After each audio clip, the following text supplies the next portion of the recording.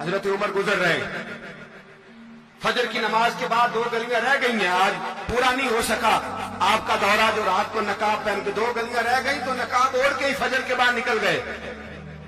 ایک چھپر ہے چھوٹا سا، ایک کٹیا ہے جھونپڑی، بوڑھی اماں بیٹھی ہے، عمر فاروق گزرنے لگے، بوڑھی کو پریشان دیکھا، اماں جی اجازت ہو تو اندر آ جاؤ۔ بوڑھی کہنے لگی چل دوڑ جا اپنا کام کر، کیوں اجازت دوں؟ تیری مہربانی اماں آنے دو۔ کیا دوڑ جا؟ تیری مہربانی اماں گزارش ہے، چلو آ جاؤ۔ حضرت عمر فاروق فرمایا کرتے تھے میں نے اس عورت سے آئین سیکھا ہے، آئین، میں نے اس سے قانون سیکھا ہے، اس بوڑھی عورت سے۔ اندر آ گئے عمر فاروق، اماں کیا پریشانی ہے، کیا بات ہے؟ اماں کہنے لگی خامد انتقال کر گیا، اولاد اللہ نے دی کوئی نہیں، میں غریب ہوں، 3 دن سے روٹی نہیں کھائی، 25 دینار کا قرضہ چڑھ گیا ہے، مجھے عمر فاروق سے بڑی شکایت ہے، اس نے میرا حال ہی نہیں پوچھا۔ حضرت عمر کہتے تھے مجھے اس نے دستور اور آئین سکھایا، کہنے لگے شکوہ ہے، عمر آیا ہی نہیں۔ حضرت عمر کہنے لگے اماں، عمر کو کیا پتا کہ تو اس حال میں ہے، اماں دستور بیان کرتی ہے، اماں جمہوریت کا اعلان کرتی ہے، کہتی ہے نہیں پتا عمر کو، تو عمر سے کہو چھوڑ دے حکومت، اس کے حوالے کرے جو خبر رکھ سکتا ہے، نہ ادھر ادھر کی تو بات کر، یہ بتا کہ قافلہ کیوں لٹا، مجھے رہزنوں سے غرض نہیں، تیری رہبری کا سوال ہے، عمر سے کہو چھوڑے حکومت، اس کو دے جو پتہ رکھ سکتا ہے۔ حضرت سیدنا نافع فرماتے ہیں جس کے سامنے کسرا اور روم کے بادشاہ کانپا کرتے تھے، میں نے اس عمر کو بوڑھی اماں کے سامنے کانپتے ہوئے دیکھا۔ راشا تاری ہے عمر فاروق کا، دوڑے گئے، 25 دینار لائے، راشن رکھ کے لائے، روٹیاں پکائیں، بوڑھی اماں کو کھلائیں، کہنے لگے اماں 25 دینار لے لے اور چل، غلطی ہو گئی، عمر کو معاف کر دے۔ اماں بول کے کہنے لگی میں نہیں معاف کرتی، میں تو پکا پھالوں، بس گرنے والی ہوں، ایک دفعہ قبر میں جا لینے دے، میرے رسول آئیں گے تو میں عمر کی شکایت کروں۔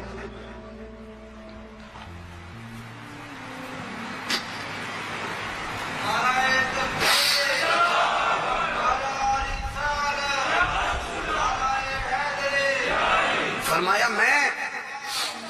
میں شکایت کروں گی محبوب پاک سے اور عرض کروں گی حضور اس سے پوچھ، اس کو نگران بنایا گیا، اس نے مجھے بیوہ اور لوارث کی خبر ہی نہیں لی، یہ ہے آئین اسلام، یہ ہے دستور مصطفیٰ کریم صلی اللہ علیہ وسلم۔ یہاں کتنے غریب بھوکے سوتے ہیں، کتنوں کے بچے روز اغوا ہوتے ہیں، کتنی مصیبتیں، گورنمنٹ کہتی ہے کچھ بھی نہیں کچھ بھی نہیں کچھ بھی نہیں، افواہ ہے، افواہ ہے تو اس کا علاج کیوں نہیں ہوتا؟ آپ میدان میں سر عام آ کے اس کا اعلان کیوں نہیں کرتے؟ جاگیے اور سنیے میری بات۔ حضرت سیدنا فاروق اعظم نے 25 دینار دیے، پھر اس اماں کو کھانا دیا، کوئی برادری نہیں اس اماں کی، کوئی ووٹ بینک نہیں، کوئی یہ اماں کسی بڑی برادری کی نہیں جس کا 2 لاکھ ووٹ ہو، امیر المومنین ہو کے عمر فاروق اماں کے قدموں میں بیٹھ گئے، کہنے لگے اماں عمر کمزور ہے، حضور کا سامنا نہیں کر سکتا، تیری مہربانی نبی پاک کے سامنے شکایت نہ کرتا۔ اماں کہنے لگی چل میں تیری خاطر معاف کر دیتی، جا تو مجھے کسی اچھی ماں کا بیٹا لگتا ہے، جا تیری خاطر۔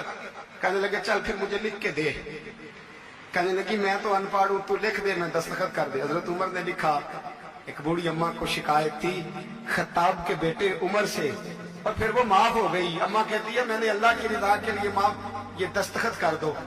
اماں کے آگے کیا تو حضرت علی آ گئے، حضرت عبداللہ ابن مسعود آ گئے، کہنے لگے عمر یہاں پھر رہے ہو، میں سارے مدینے میں ڈھونڈ رہا تھا۔ اماں اٹھ کے کھڑی ہو گئی، ہائے میں مر گئی، یہ عمر تھا، یہ میں نے کیا کیا؟ حضرت عمر کہنے لگے اماں نہ، اپنے وعدے پہ قائم رہ، تو نے جو کہا تھا اس پہ قائم رہ، ہمیں تو بتایا گیا تھا یہ والا نظام پاکستان میں آئے گا، یہ کہا تھا قائد اعظم نے، یہ رنگ ملے گا تمہیں۔ کہا ماں تو وعدے پہ قائم ہے، لکھ کے دے۔ لکھا، اماں نے سائن کیے، پھر حضرت علی سے کہنے لگے بطور گواہ آپ بھی سائن کر دو، پھر عبداللہ ابن مسعود سے کہنے لگے آپ بھی سائن کر دو۔